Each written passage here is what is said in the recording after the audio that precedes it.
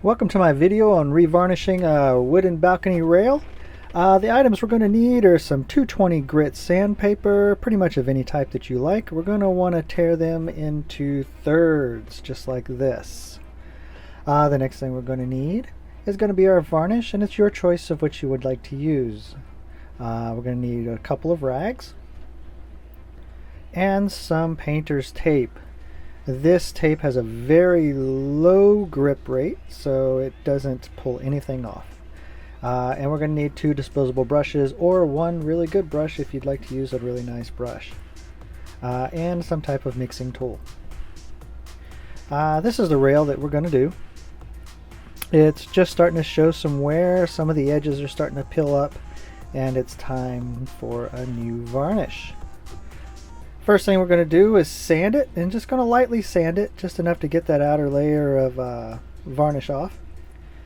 And here we go. We're going to do this really quick here. Right, next I'm going to brush it off with one of my rags. This isn't going to be the same rag that I used to actually get the rest of it off with, but I just want to get the dust off with this rag. Next thing I'm going to do is take a clean rag, and I'm going to use some mineral spirits. This is an oil-based varnish.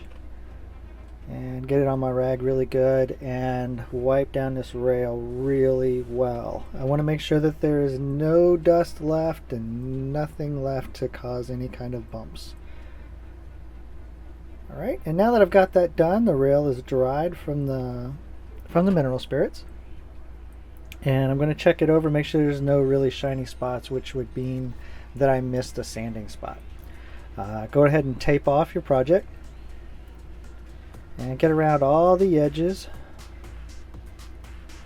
that you don't want any varnish to get on or anything. Alright, and here we go with the finished tape job. I even got the wire rope there. Next, you want to make sure that you never shake varnish. It causes bubbles in it, and you'd have to let it sit for a while. Also, a good way to store your varnish is upside down, or any paints. This goes for paints as well. Except for paints, you can actually shake and it won't cause bubbles. Pop your top on the varnish. How else are you going to get to it? And then I'm going to stir it up really well. Again, you know, you don't want to shake your varnish. If you do, you get bubbles in it, and it takes a long time for the bubbles to settle. You'll have to wait for a long time before you can actually use it. So you just want to make sure you stir. You can just kind of agitate it a little bit, moving it in circles or whatever you want to do.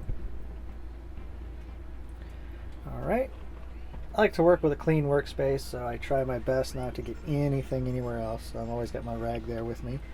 Pop my top back on my varnish real quick just to keep any dust out. I want to clean my brush off really well. This is a brand new brush, but since these are disposables, they're really cheap, and the bristles tend to want to come out. So I want to make sure I get them, you know, any bristles that are loose out. Okay, and then I'm just going to start varnishing, and you want to do as long as strokes as possible. As you go through, you want to go over partially the stroke that you did prior, and that way you get a nice even stroke across. Now you want to be careful and make sure that your varnish is settling properly and you haven't missed any spots while you're doing this varnish. You see it's got brush strokes in it, but it'll level out as it dries. But with these disposable brushes, they're kind of a pain in the butt, and you have to really be careful what you're doing. This is 5 hours later after the varnish is dried, and this one dries really well. You don't have to sand using this one again to do the next coat, but I'm going back because there was a couple little run spots with it and a couple of little spots that just weren't perfect. So I went back and sanded them, and then I'm going to wipe them off with the rag again and using the mineral spirits, make sure it's really clean. And then I'll go back and start varnishing again. This will be the second coat, and I'll do probably 2-3 coats on this, since it already had a couple, and this is just a precautionary measure to keep the rail in good shape. Again, using longest strokes as you can, going up and down, making sure you're getting every spot. Look at it at different angles, making sure that you have a good coating on the whole project. Right, I'm going to hurry up and get this done. Make sure you subscribe. I try to put up as many videos as I can. I've got quite a few more coming out now, so if you like my videos, please subscribe and check out my other stuff on my channel. And this is the finished project, and what I'm going to do is go ahead and get all the tape off after it's dry.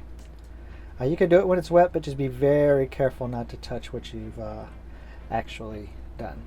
And then we'll do one quick look at this after the tape is off of it, and you'll get to see the finished product.